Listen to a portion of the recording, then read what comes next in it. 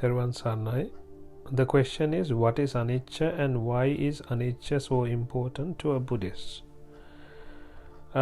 Before coming into the question, I would like to ask, what is the objective of a normal person? It is important for anyone, actually. Anichcha is important for anyone who's looking for happiness. Because if someone is looking for happiness, that person doesn't want any suffering. So where there is suffering, there is no happiness. So once you get rid of all the suffering is when you have happiness left. So you need to find out how to get rid of the sufferings. And for that you need to know the causes of suffering. So this is where this Anichcha comes into a question. What is Anichcha and why is it so important? In Buddhism, in every sutra, the ultimate core is Anicca, Dukkha, Anatta.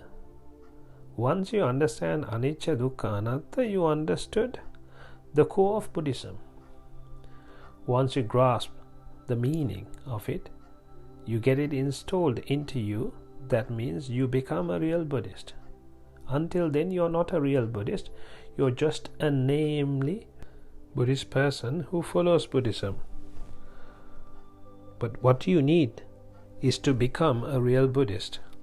Once you become a real Buddhist, you become Sothapanna. You become a noble person. And then after that, you won't ever go back to the hells. That is the biggest benefit you get by becoming a Sothapanna, because going into hells will give you the maximum sufferings. So that is one way of getting rid of the sufferings. But coming back to the question, what is Anicca? Anicca, na iccha. Iccha is the like. Iccha means the like, the desire, the want, the need that you have. So na iccha is anicca. That means it's not according to your like. What is not according to your like? The world is. What is the world? There is an internal world and an external world. Inner world and an outer world. What is the inner world? Inner world is the Chakku, Sota, Ghana, Jivha, Kaya, Mana.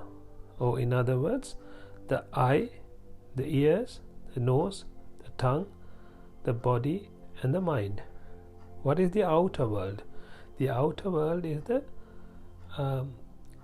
Rupa, Shabda, Gandha, Rasa, Sparsha, Dharma, or the visions, the sounds, the smell, the taste, the touch, and the thoughts. So that is the world. So from the world, you expect happiness from the world. So that is what a normal human would do, who does not understand Buddhism.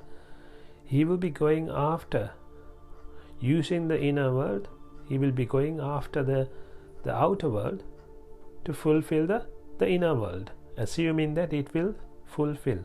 But it will never fulfill. The eye will never be fulfilled with vision. That is what a Buddhist, a real Buddhist would understand.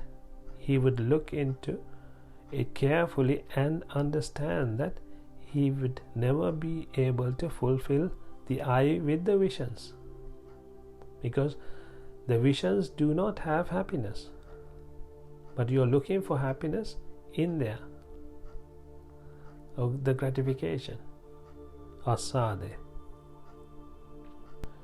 It is explained in Dhamma how to look at Anicca. Atteeyathi. This is one way of how to look at Anicca. Atteeyathi. It's like a bone without any flesh. So imagine a dog is trying to eat a bone. He can't eat.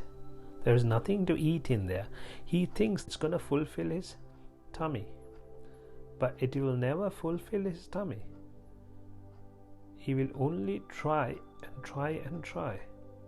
At the end, it's just a waste of effort, and it won't fulfill his tummy. So that is exactly what the humans are doing, going after visions to fulfill the eye, going after sounds to fulfill the ears, going after smells to fulfill the nose, going after taste to fulfill the tongue, going after touch to fulfill the body, and going after thoughts to fulfill the mind. So this is how you need to look at, and these are the 6 things that anyone would do from morning till night. That is all you're doing. From using the 6 senses, you're going after these, trying to fulfill. So this is what you need to understand to become a real Buddhist. Once you understand this, you understand that this is a useless process. It's a waste of time, and it's a waste of energy. Another thing that you need to understand is Anichcha Kayattena. It has been explained to look at Anicca in a Kaya Arthaya. What is Kaya Arthaya? The meaning of Kaya. Ka Aya. Ka is the pahat, or the lower side. Aya means pulling towards that side. So you need to understand this. If you're going behind something with raga, with a desire, that will pull you back towards the lower side, which is the Sothapanna, which is the 4 hells, or it will keep you in the samsara. So as long as you see that in that perspective, then you can overcome the suffering. So you won't be attached to many things as you were before, and you will be detached from most things slowly, because you understand that attachment will give you sufferings. So in order for you to get rid of the sufferings, you need to get rid of the attachments you have. Where there is no attachment, there is no suffering. That is what you understand. So this is what one needs to understand in order to overcome the suffering. So the suffering is brought by the attachments. So where you have an attachment, you have a suffering. Where there is no attachment, there is no suffering. Therwan Sarnai.